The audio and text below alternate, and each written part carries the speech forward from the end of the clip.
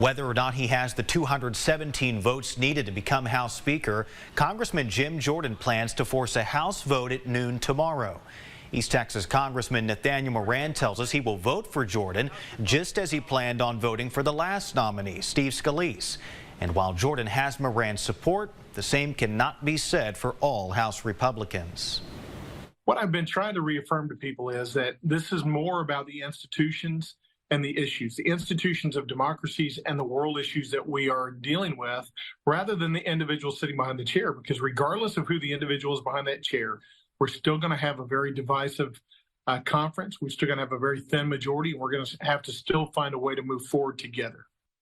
Now, Congressman Moran has several ties to Jim Jordan, including being on the House Judiciary Committee, which Jordan chairs.